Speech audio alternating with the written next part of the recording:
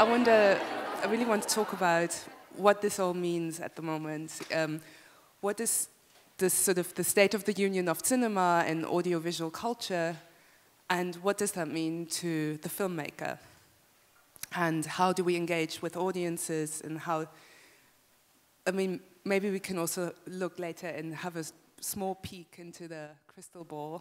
It's always difficult, but we can try. And Julie, I would love for you to give a sort of small overview of the what's going on in cinema. Where do we stand right now? So I will need all your help, all of you, to be able to properly answer this question. Of course, nobody has a crystal ball. From what I do at the Marché du Film, so I'm in charge of the various programs for industry. We see, of course, an evolution that, not even an evolution, I prefer to say even a revolution, because 10 years ago we did a conference on what is the future. We invited this woman from the US who worked for the Facebook of this world, who was all about communities, social networks. That was 10 years ago. For the 60th anniversary of the festival, this year is going to be the 70th. And this woman was working with Google, Facebook, so all these companies at the time, 10 years ago. We were not really afraid in the cinema industry of these people.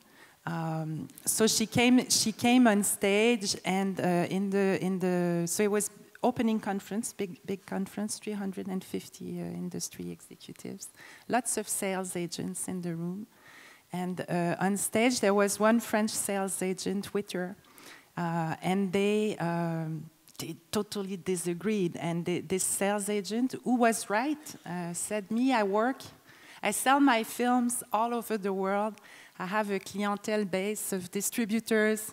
About 300 people in the world buy my films, and I'm happy with this because I have a business model and it's working. And at that time, it was still possible to make a business out of selling films worldwide.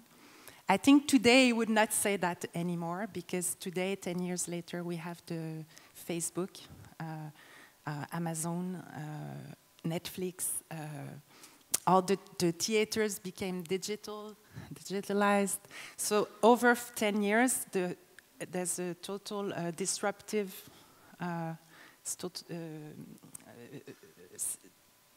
marketplace. Nobody knows where it's going, but it's going really fast, and you have new players that comes from the tech world, from Silicon Valley, who are changing totally how we watch films, and are investing billions of dollars in phones, in multiplex, and they will need content. I think the next years, I don't like to use that word content, because we all come from the cinema world, and I think we will always want to have cinematic experience. If we're talking about virtual reality, for me, what I like in virtual reality is cinematic experience, and I think I strongly believe it's still possible, because when I meet younger people in their 20s who are making virtual reality film, one of them told me, half of my brain is technology and half of my brain is artistic, and they're not afraid. And they say they're cinema lovers, they are cinephiles, and they even go as far as one told me, we're like the Lumière brother. There's a revolution in the tech world, and they're not afraid to be part of this revolution. So it seems like the large silver screen is breaking up or fragmenting into lots of small screens, and yet it seems to maintain its power. I mean, Luna, what are you working on at the moment? You're in pre-production, and I'm in pre-production on a new film that I've written myself, but that is feature films, and that's what I've been doing for many years. But alongside that, I am beginning to executive produce a little bit and try to develop a series, or not TV series, but slates of films that have something in common and that conceptually are strong enough to increase the cinematic experience, and to demand on yourself and the writers and directors you work with that from the very beginning you think of a feature film as not just a story, a text-based thing, but come up with a technical, financial concept that is right for that film and lifts it to a different level. I'm thinking about the dollhouse, taking beauty to a different, new level, but taking cinema to a different level and demanding on ourselves that we think about it that way from the very start. And I think some of the people who can help us do that and embrace all the technical possibilities or the hybrid forms are the commissioning editors, that they, because they often come from a literary or university background and are oriented towards text. But if they or you, I don't know how many are producers or commissioning editors in the room, but think of a technical, artistic concept very early on in the process. And I think if you do that, you will create new cinematic experiences. I've done a lot of jury work the last 4 work, it isn't. It feels like a huge privilege to just sit and watch films. But what I see from first and second time directors in different countries at the moment, and also the American indie film scene, is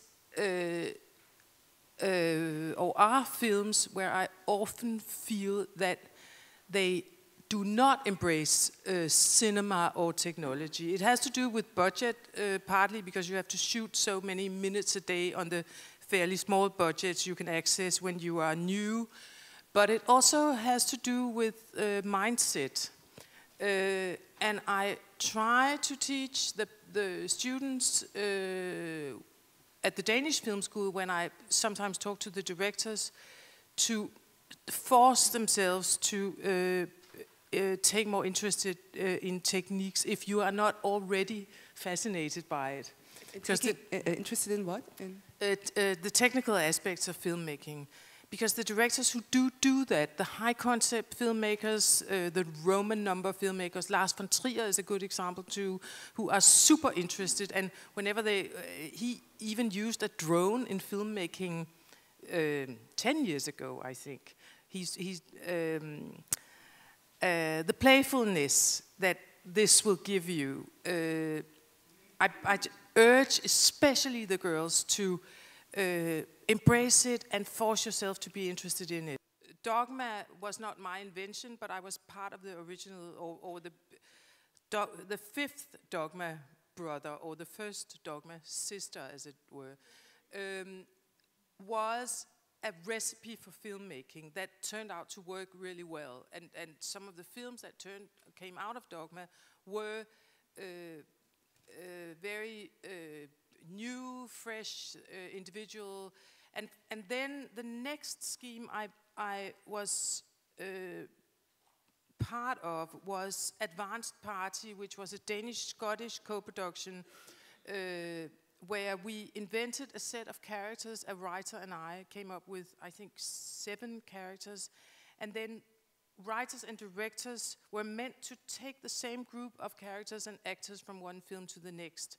And the best thing that came out of that was that Andrea Arnold did her first film, Red Road, and all she got was 7 pages. So it was basically, it's totally her film and her writing, but what we gave her was just lifting her, taking the anxiety away because she got limitations, and gave her the trust that you get as a young filmmaker if you're part of a group, but a platform to stand on to make it easy for her. And maybe if it hadn't been that project, I'm sure it would have been a different project because she just is so obviously talented. Already then it was clear that she had a voice of her own very early on. And then for each film I have made, I've had an individual concept for every film. Sometimes it's much more clear than others. Sometimes, usually it's technical, always financial, but I try with every film to have a written down set of rules that I either tell people about or don't. The last thing I'm working on now is a concept for a small production company I co-own in Denmark called XLXS, which is extra large themes on extra small budgets. It's because we were thinking that we wanted to, from our privileged corner of the world, which is Copenhagen. It's a super, in many ways, very peaceful, safe place with a decent film business for the size of the country, a language that's very small, which forces us to, whenever you want to your films to travel, to do something that is different and meaningful, because the films will, by definition, be art house because they'll have subtitles. Except for here, where you dub films, which is actually really nice for us. But the concept was, I was thinking we have to focus on contents in the other sense of the word. What is it our films are actually about? There are so many films out there that are films where you go, yeah, sure, you could do it, you could watch it. A lot of biopics are in circulation. Yes, you could make a story about Mozart's wife, or I mean, there are so many potential biopics. But if you start looking at the project as it's going to take me 2 years, sleepless nights, time away from my family. You have so much at stake every time, and that's what we're doing to the directors we want to attach to this XLXS project. It has to be a film that is about something really important. It can be a comedy, it can be a kitchen sink realism, it can be a highly political film. I think it almost naturally will be if it's about something, an extra large subject matter. But I think it's worth, and we've already had some really good projects come up to force ourselves to just go, okay, it's not enough to make a film because, yeah, that could be nice. You have to take yourself seriously also, which is a big deal to force yourself to not just take your audience seriously, but also take yourself seriously as a filmmaker. Do something that is bold. I can't live up to it, but I'd love if the directors we work with in our company can. So for you, the way to connect with audiences is the actual story and what it's about, the theme and the issues. Yeah. I mean, what it's about, to really look at yourself in the mirror saying, is this, or look at your work thinking, is it worth it? Is this the project I should fight for, or should I actually put it aside and start over and do something that nobody has ever done? But also to tell the stories in a way things have not been told, and in a way that could only have been told with cinema. Or you find out that actually this is not a feature film; it's a TV series, or it's not a feature film; it should be a 20-minute film. It should be in a format that can now be embraced, where things do not necessarily have to be formulaic and 100 minutes, and the very, very restricted format that feature films is, that there are stories now you can tell because you have a much bigger toolbox and a much more varied platform. And if you don't take yourself seriously, nobody else will. Yeah. So it's, but you've had some interesting studies on how to engage with audiences. It would be, or model. Yes. Well, maybe I want to because it's a big debate coming into the European, I think, industry, because last year I think it's about 1,700 films that were made in Europe. About 36, 38 countries now have like incentives for cinema. It can be on a regional level, it can be on even a municipal level, which is, I think it's great because it's a democratization in a way of being able to make films, but it's starting to be a discussion on a European level at Eurimage, or because they receive so many projects.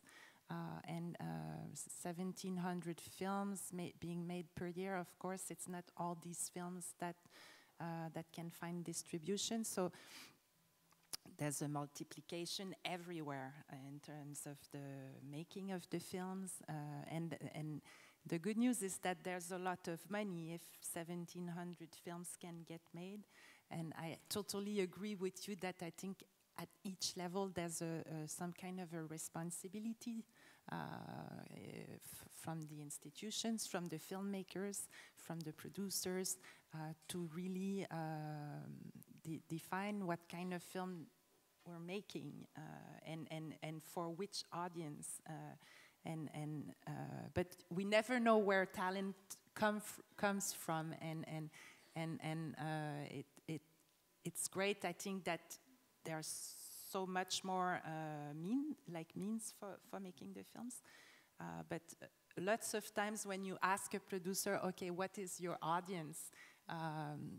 This is not a question that they kind of ask themselves and even more difficult, I think, for filmmakers to ask themselves this question. So what is the audience for my film, and to project the film in 2 years, 3 years when it's going to be finished, on how is it going to be distributed, and why do I make this film, for who?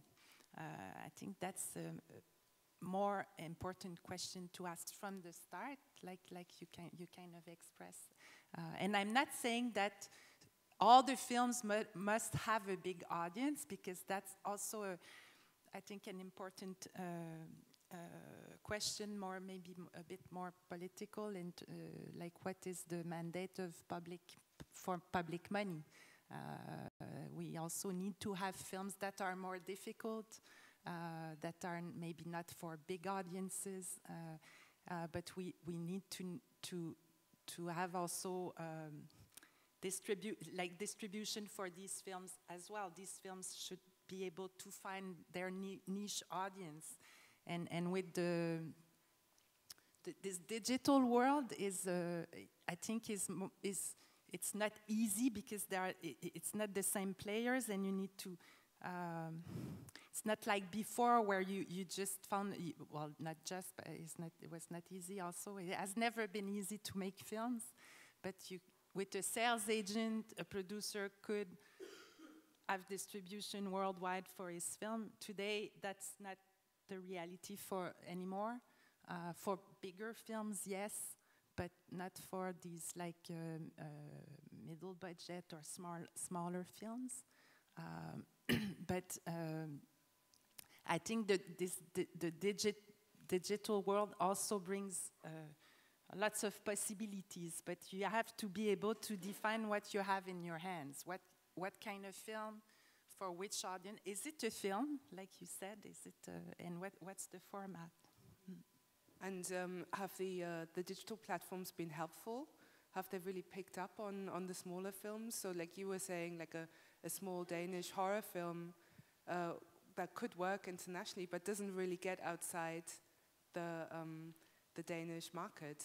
So the digital platforms aren't really yet picking up on other markets, or not really picking up on the smaller films. No, but I don't know, but if the thinking is, let's say there was an Austrian film about Constanze Mozart, I think that was her name, and I don't want to see another. Well, I would like to see the film, but I would not want to make the film, because because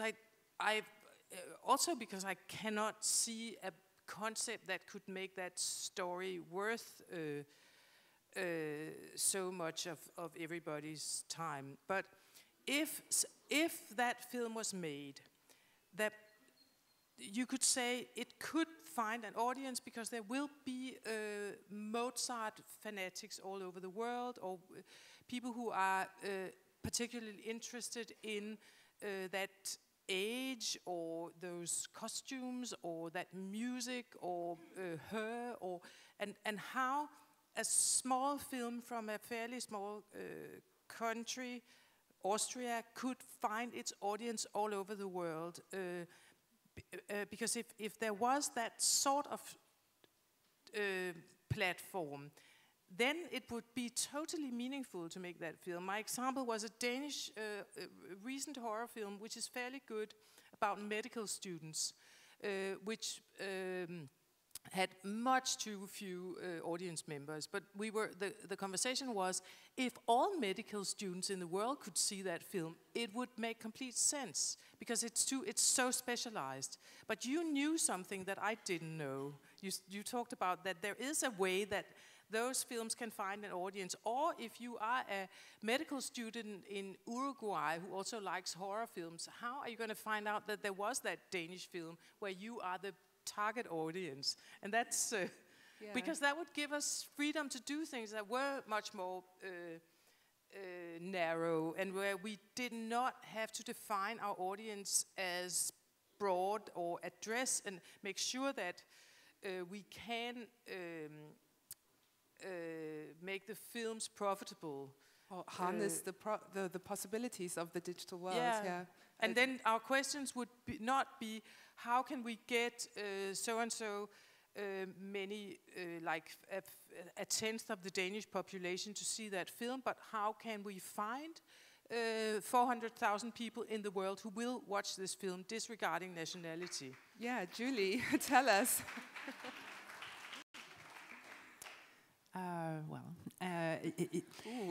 No, but I think these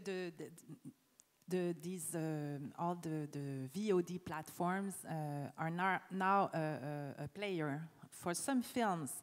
Of course, for films that have a theatrical potential, it should not be the first avenue. We still have strong films. I believe that theatrical is the best way to experience cinema.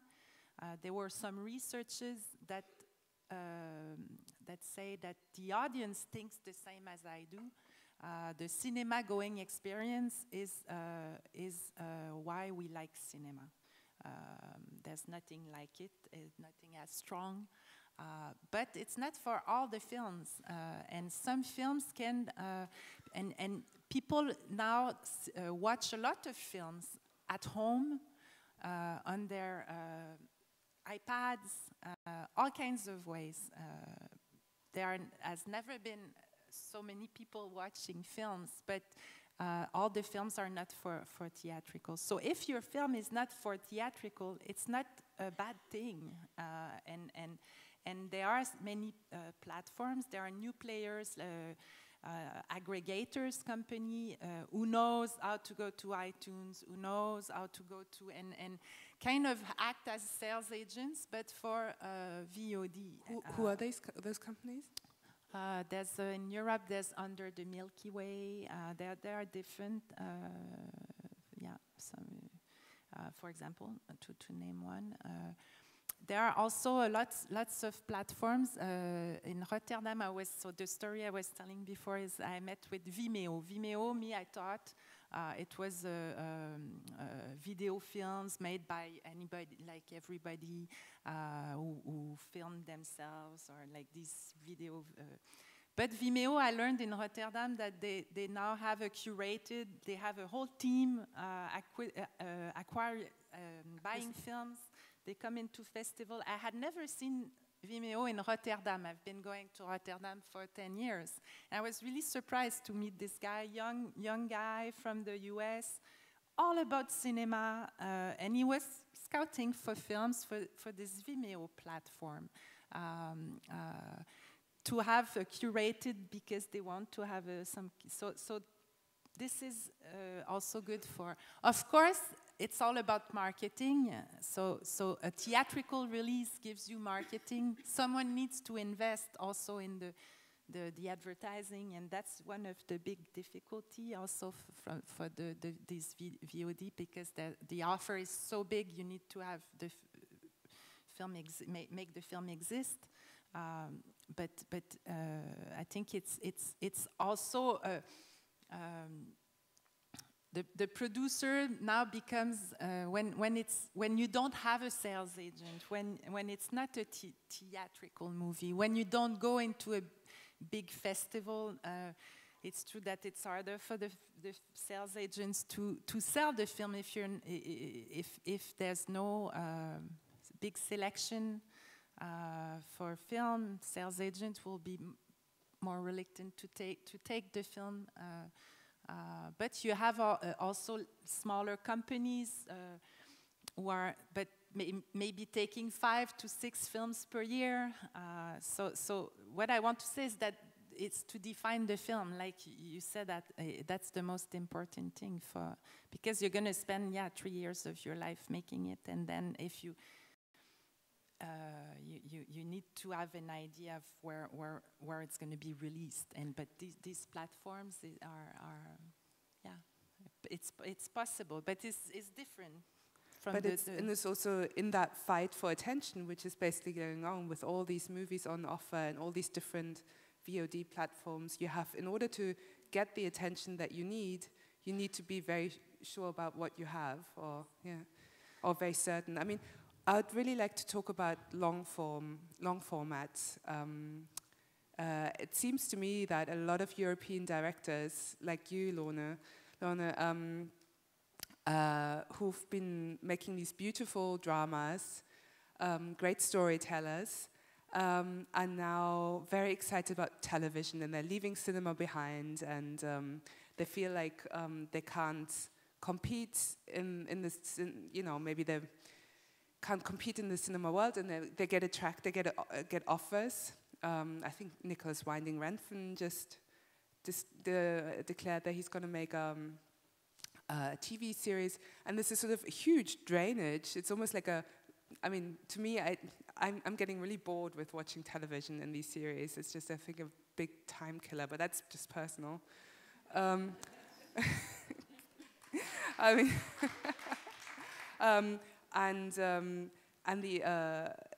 the intensity of the cinema experience seems to suffer, and we all seem to be watching these sort of time killers at home.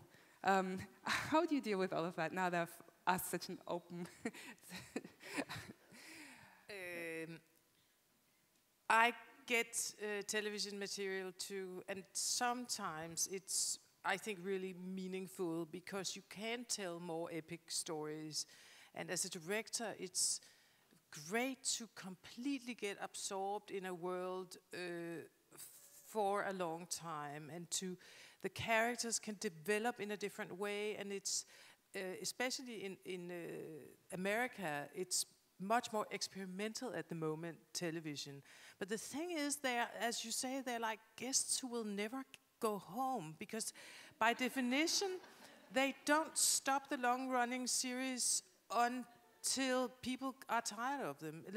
You know, they keep sitting in the kitchen while you should have gone to bed a long time ago. And which is why I prefer, and the series I'm trying to conceive myself, and I hope I get a window in my soon so I can make a writer's room in Denmark and find some writers and get it up and running, is limited. And I've worked 2 years ago on an American limited series where I did the first 2 episodes, and the fact that you knew where it was going, you knew what the last episode was going to be about, is gives you a huge advantage in terms of giving the actors somewhere to go and withholding information so it gets more unpredictable, designing a concept you know should last but only for 10 hours or 6 hours, I can't remember how long the episodes were, instead of focusing on making a format that has staying power, which is a completely different creative process. But I think at the moment they are looking at limited series. I think it makes more sense. I think it is more artistic in its core, that you know which story you are going to tell, rather than you create a world where many stories make happen, which I think in terms of the creative part is the biggest difference between a limited series, 3 episodes or up to 10 episodes, and a series that has legs, as they say. That's like the cow that gets milked until it falls over. Yeah. Yeah. It's like, because the cable has less censorship in the United States, there are stories that can only be told on television at the moment. So it is attractive, and the budgets are getting better, and it's getting more prestigious. There is more crossover from film actors to television and vice versa. So that is why it's attractive, and there is this brain drain. One thing is, what does this do to cinema? I mean, I own a share in the cinema, and what we've experienced is that most of our audience is young, very young, and they're teenagers, and they come into the cinema. They don't have any time for dramas. I mean, they want the big budget entertainment, or they want like comedy but what they come in, and the amazing thing is when you see them coming in, is none of them are looking at their iPhones. They're all like smiling, entering the lobby, and really happy to meet each other. And what's become with cinema, with all these platforms that you're describing, and all these, none of this is trashy. All of this is like, Amazon. They've become a great player. Like, I think Manchester by the Sea is an Amazon movie. So what does that mean for the cinema? And I think, personally, I think it's the cinema that it's become a more social place. It's very important for the cinema to offer, if you have a cinema, to offer a bar or a place where people can meet. It's a social place. It's a shared experience, because all these platforms, yeah, you can talk about them digitally, whatever you experience, but there's nothing quite comparing to sitting in a room full of strangers, having a shared emotional experience, and then talking about it afterwards. There seems to be still that human need to connect. But what you mentioned in your entry when we started talking is virtual reality, because I think that's the very opposite of connecting. I mean, I was like, absolutely, the first time I tried this out on an iPhone, I don't know whether you've done this, but it's really amazing and very, very scary, and because very exciting and very frightening, because it seems to make you it's fully immersive. You can completely lose yourself in this, and could imagine just sitting in the chair all day watching this stuff on your own. Can you tell us what we're about to experience on the virtual reality level? So last year in Cannes, we have what we call the next venue, next program.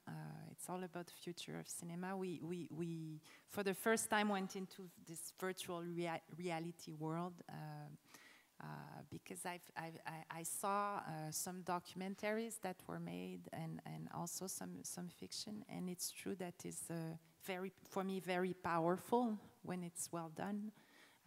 There's a lot, of course, in advertising or video clip, but when it's made as a film, it's a different way of for storytelling, and of course, but it's really, really powerful. There's you have this emotion, empathy that we love in cinema, that comes over in a feature film.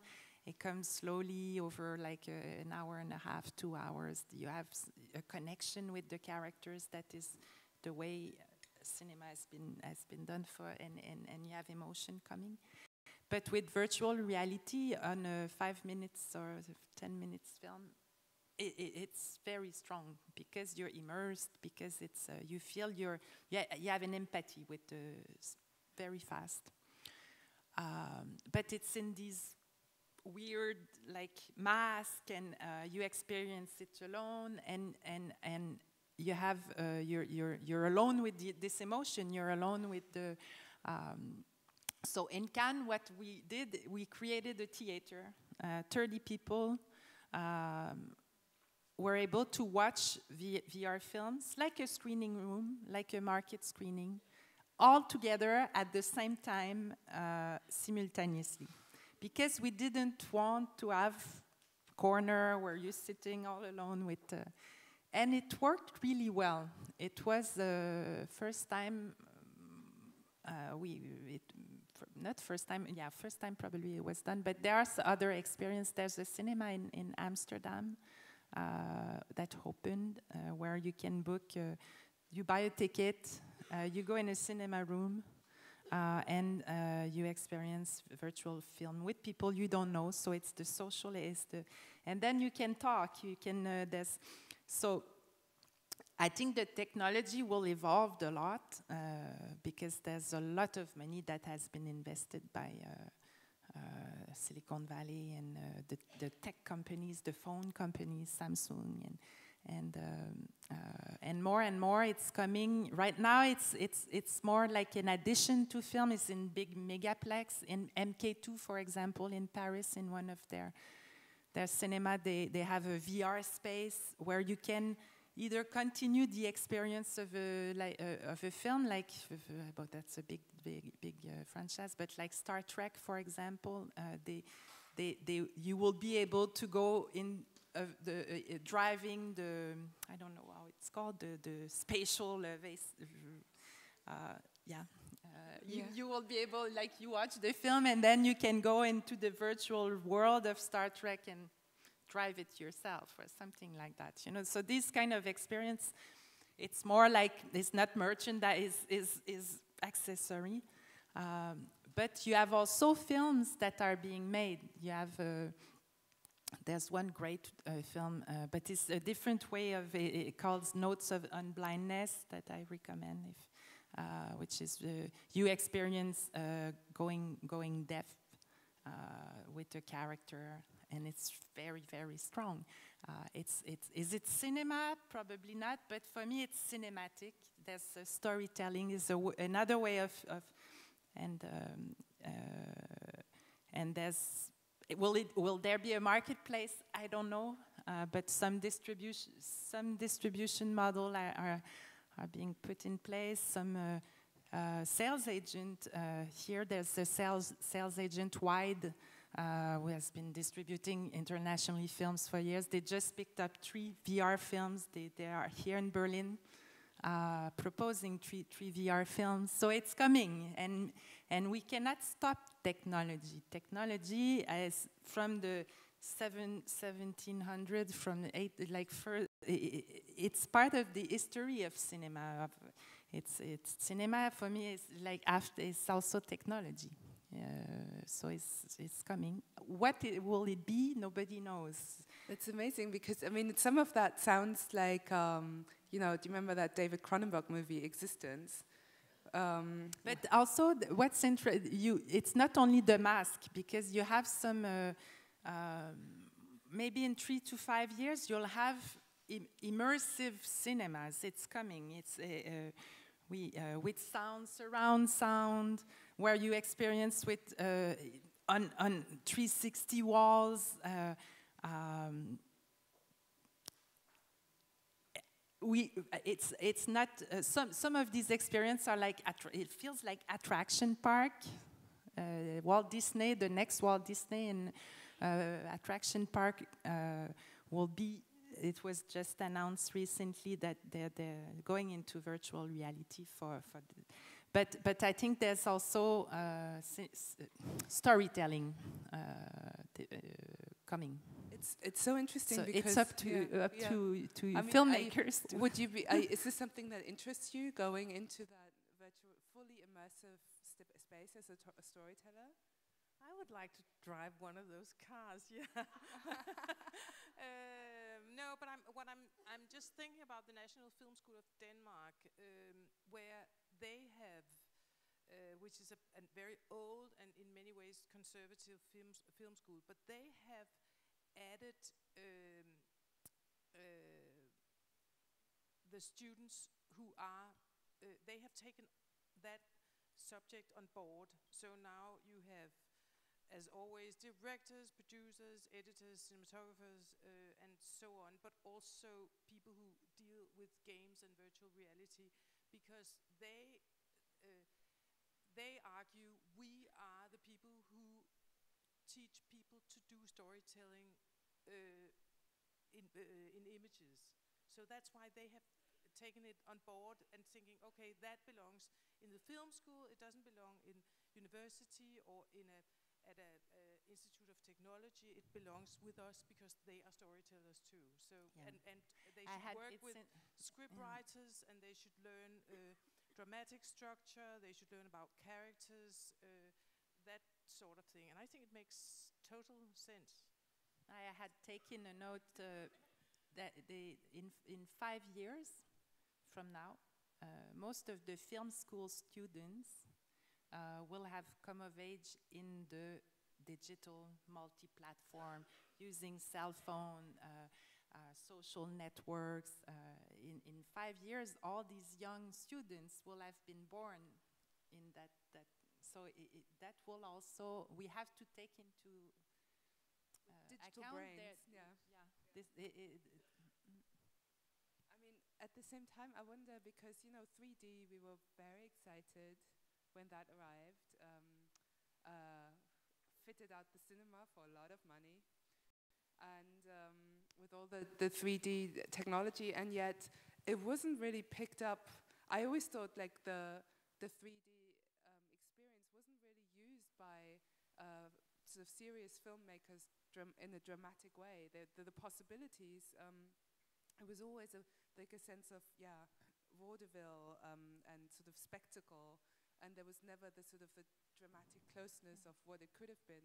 And in any case, it also, I think people felt overwhelmed by the experience and kind of went back to 2D again. But virtual reality, I think, is different. You have Kathleen Bigelow, who had the Oscar for, who just made a film in virtual reality. It's a documentary. You have, there was a film made on the shooting of Bruno Dumont's film Maloute, which was in Cannes. They shot, they made short films like series. It's produced by Arte, and they do it more and more. Arte. They go on the shooting of big directors' films, and they make virtual, so the public can experience being on the set, and you have Vincent Ravalek who had a film at the Directors Fortnight a few years ago. He's making a feature in VR. Jan Kunen. So I think it's different from 3D, which was. It was not about storytelling. 3D. It was the way you saw the VR is really, so I think for creative directors, it's a new way of telling stories, and it's a challenge, and I see more and more cinema directors going into the, not saying that they will do only that, but they want to experience it. It's exciting for some. It's fun and exciting. Yes. Whereas, like, making 3D was just a pain in the neck. Yeah. So maybe we should talk a bit about women. You already said encouraging female film students to embrace technology and not shy away from that. Is there anything else that you feel like in the current state, what's on offer for women? At the moment, the most interesting directors seem to be women, in Germany at least. I'm sorry, because I am, in a way, implying that they are not interested in technology, but it's so it's not that general. It's been exactly those students. I have to say that I'm not an expert. Yeah, I just got a moment of guilt. I think I'm not really good at answering that question, because I am very privileged and have, since I was 24, been pretty much able to do the films I wanted to do early on. I'm surrounded by men too who are supportive and respectful and fun to work with. I'm not the right person to answer that question. I mean, and every time I'm asked about subjects that have to do with feminism, I kind of try to move the focus away from myself and onto women who have much bigger problems than I do. But recently, actually, since I guess the American election and the Turkish election last year, I felt that that as a Westerner and a fairly privileged, liberated Scandinavian woman, there is also reason to look at those subjects in our own world and not always just try to move the discussion onto the third world, where I felt it was more relevant. And everyone knows it's obvious what I'm talking about. I mean, I forgot what I wanted to say. Maybe, do you have something? Are you noticing any changes more? I remember now.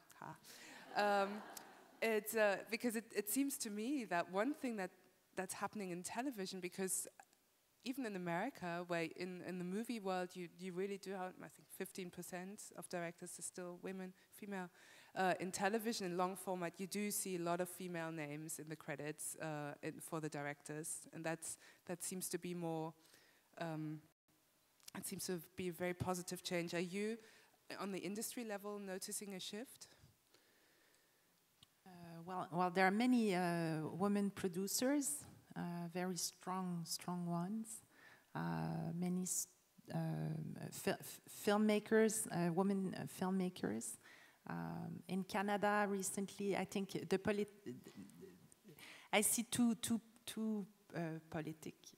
You have the Trumps of this world, and you have also people who are the Trumps of this world are making us realize how fragile it is, because some discussions we thought it was over about abortion, are all coming back, and it makes us realize that it's not so many years ago that it was not legal. Right? So all of this coming back, for sure, we realize how fragile it is, and that's always a bit.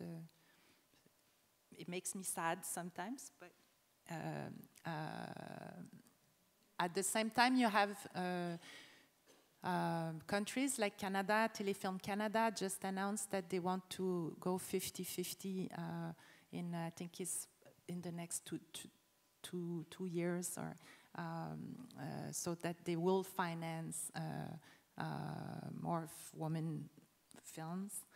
In the Nordic countries, I feel you're like champions also. And we just discussed with my friend here that in Cannes at the next pavilion we'll put together a conference on why not 50-50 in 2020 everywhere. And I'll be happy to do that and have, you know, women. I think it's important given the world we're in, where I didn't think we would have this discussion again, but unfortunately it's coming back, so we will have to be together. And this Women's March, I think we were all very touched. I watched it on my iPad in my kitchen, and I was like, oh my God, so many women marching, and for all kinds of different subjects. But that, I think that's we need to continue. It's actually, I'm just remembering a conversation I had on the way here as I landed in Berlin at the airport. I was waiting for my luggage and talking to a producer a US producer who's from the world of zombies and vampires. And he was saying, oh yeah, he's looking for the new zombie movie.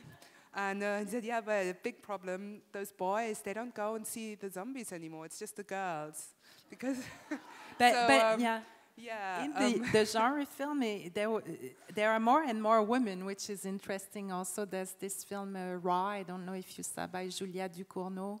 It's a cannibalism film that was at the Critics Week, made by this young director. The film is fantastic. I go like this many times because it's very raw. But you have more and more women in the genre film, which for me is interesting also because this film is genre, but it's also, I would say, high elevated genre in a way, because it's very psychological, and you have more and more women making these films, which is interesting too. So now that we've reached the zombies, maybe we should open up. Maybe some people have some questions. Yes.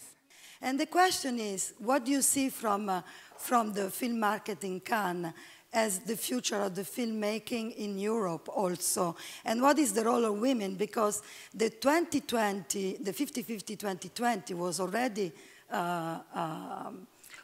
discussed last year in Cannes, and we are still waiting for the selection of the main competition. I know you are not in charge of it, but what is achievable in Europe from your point of view of the film market? Thank you. Okay.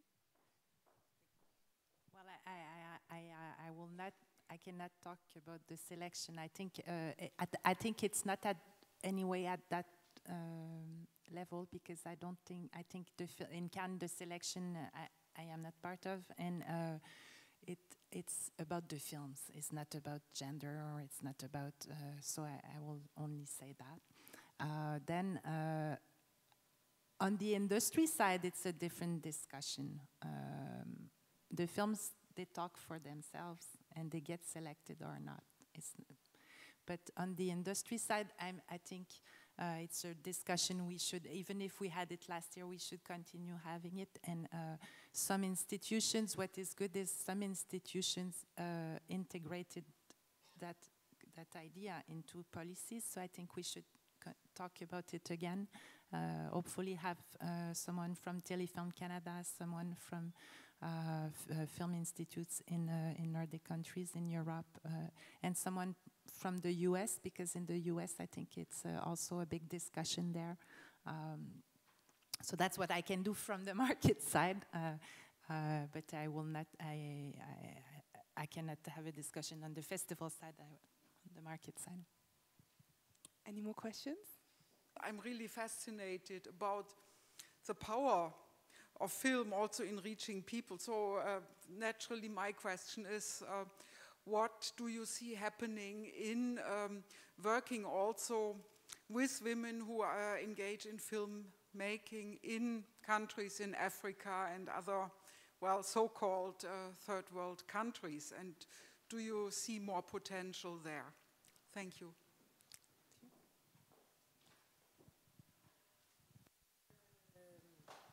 I wish I knew, and I wish that more of the people you are talking about would have access to the screen as characters.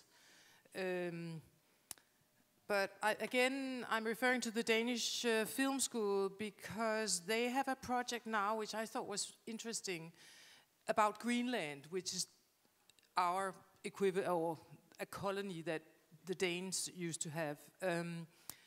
And instead of trying to make a film industry or even a film world there, what they focus now on is teaching script writers.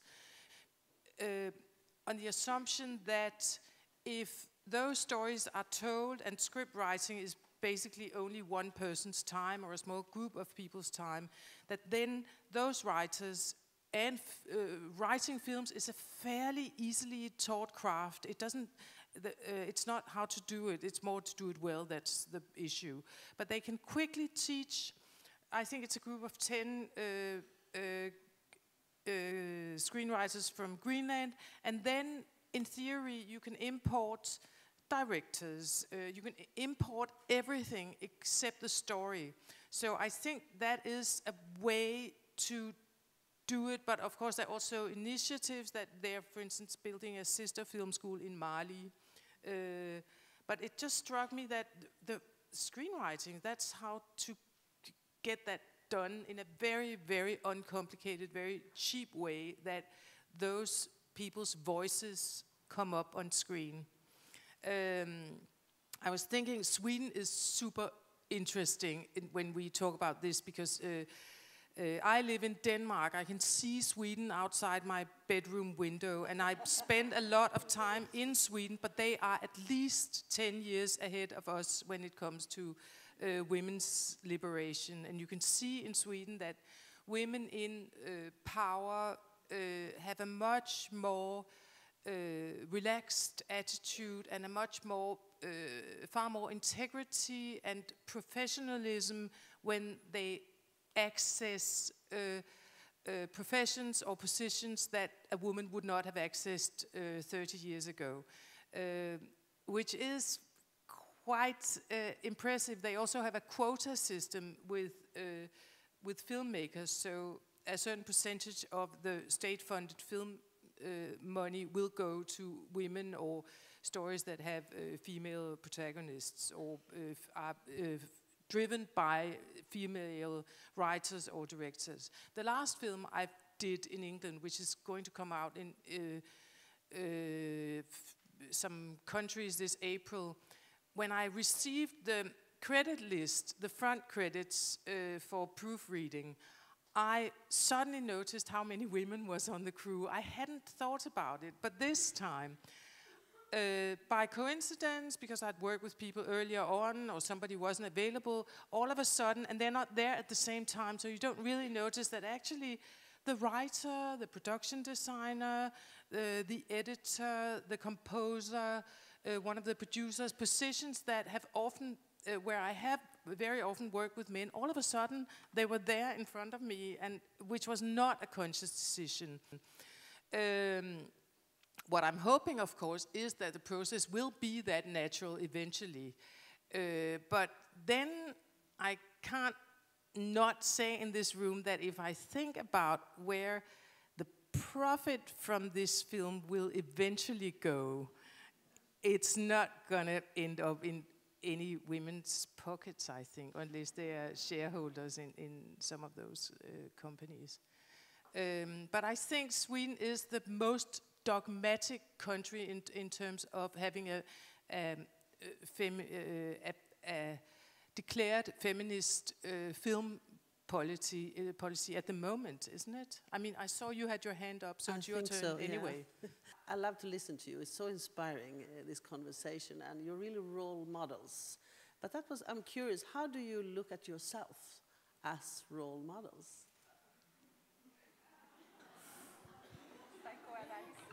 Oh, whoa, whoa. I do. Do you have a sense of being a role model? No, it's actually the other way around, that I feel that I need to look a generation ahead to find role models. Women who, like my own daughter, who has not been brought up with this odd dilemma where you could not decide whether you should see yourself as an object or a subject. And it's so deeply rooted within me that I can't, I really don't look at myself that way. And I'm, thank you, but and I'm concerned and I'm worried that the media access, for instance, that women get this year and that African American women get this year. Now you saw Vanity Fair's Hollywood issue that finally had much more ethnic diversity than they've ever had, the front page with all the beautiful actresses. I hope it's not just the flavor of the month. I'm thinking how this step, that's definitely been an incredible year. And this step that we moved up within the last 3-4 years, that's really exploding this year. How can we stay there? How can we ensure that it's not, okay, fine, they got their moment, let's move on. I can even see that this year I've had a lot more invitations from all over the world. Would you like to come and be part of this jury or that masterclass? And somewhere in the back of my mind I'm thinking, oh, well, they have said we've got to have a woman there. Who can we think of? And that I have to tell myself, no, I'm not there because they needed a woman. I'm just there because I'm qualified. And because I have that double mindset, I don't think I'm a role model. It's like, when I grew up in my school, there were girls who were collecting little coins for their bridal shoes still, and collecting teaspoons so they could serve a nice tea with small little enamel teaspoons for when they got married. When I was a little girl, whenever I fell in love, I imagined his last name after mine, and that's so it's not until I became a teenager, and then the world exploded. Then we got free abortion, anti-contraception, topless beaches. That Denmark was super liberated in those years, and I'm so lucky that when I was a young woman, you could have so many hairs on your legs, and you could just have such a completely, a very free life, which is something I wish my daughter could experience. But in terms of being, feeling that it's natural for you to have power, a voice, all of that, the next generation, I think, is much stronger than mine. Yeah. Thank you so much, Julie Bergeron. Thank you.